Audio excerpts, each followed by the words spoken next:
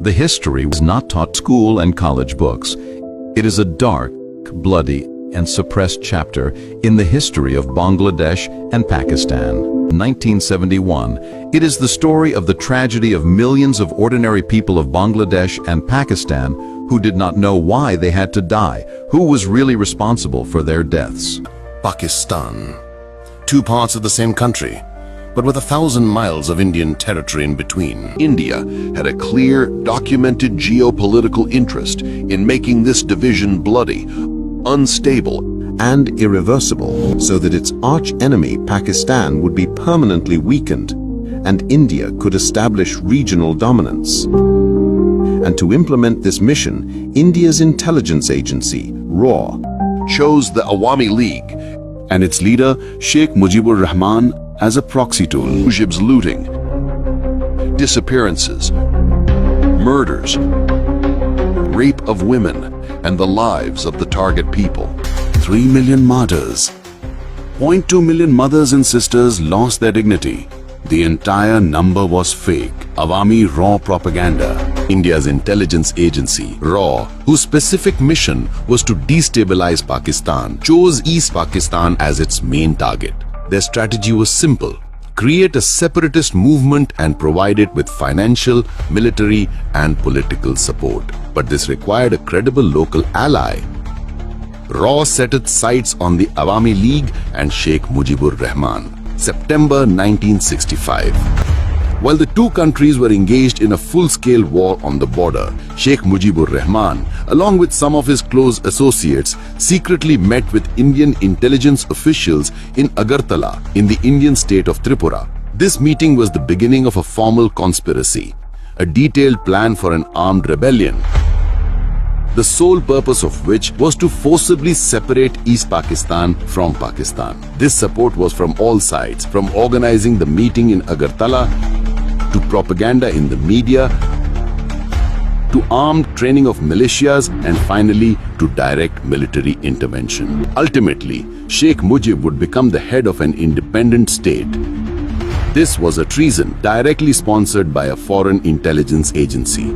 Pakistan's intelligence agency ISI collected evidence of this deep conspiracy on 18 January 1968 and filed the Agartala conspiracy case. In this case, Sheikh Mujibur Rahman was named the main accused and 35 others were charged with treason and anti-state activities. But in the face of strong internal pressure, riots, and international lobbying by India and the Awami League on February 22, 1969, the case was suddenly withdrawn without completing any fair trial process.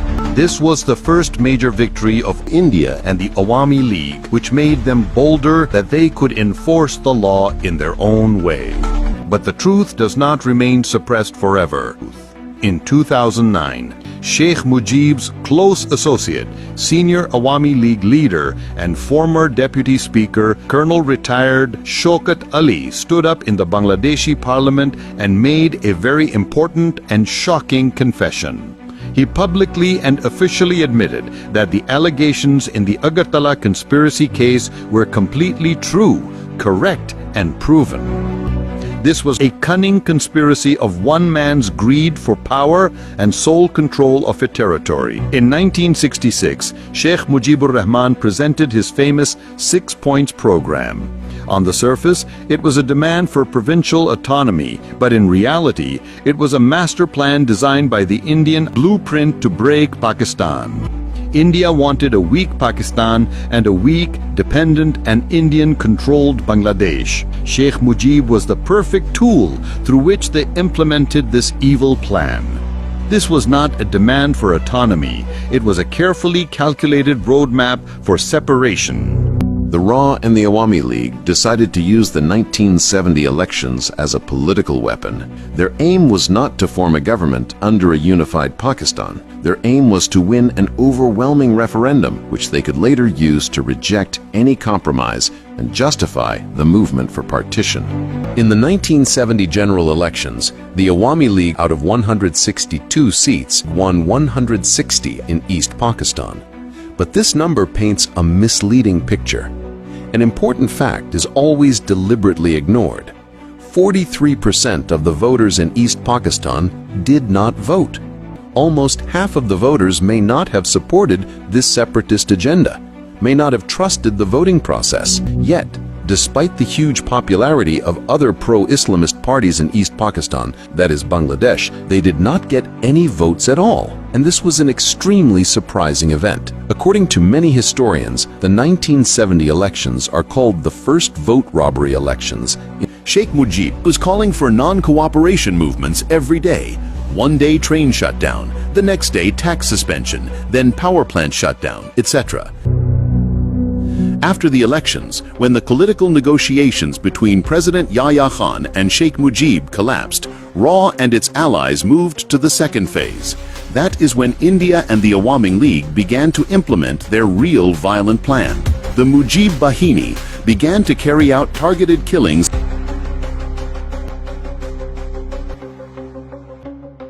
The hunting down and slaughter of the Biharis.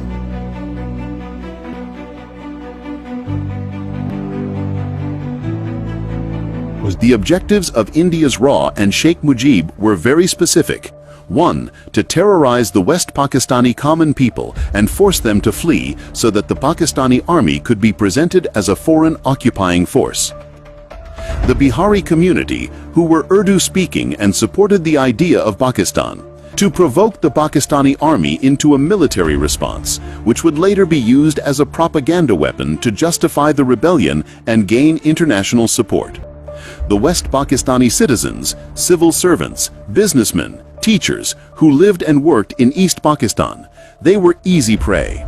The pro-Pakistani Bengalis, politicians, intellectuals, army officers, policemen, anyone who opposed partition or was loyal to Pakistan. Bengali writer and journalist Kutubuddin Aziz has described in detail the atrocities committed against the common people of East Pakistan. How in March 1971, the Awami League's armed groups organized and brutally killed about 3 to 5 lakh West Pakistanis, Biharis, pro-Pakistan and Islamist Bengalis. Their property was looted. Women were brutally tortured.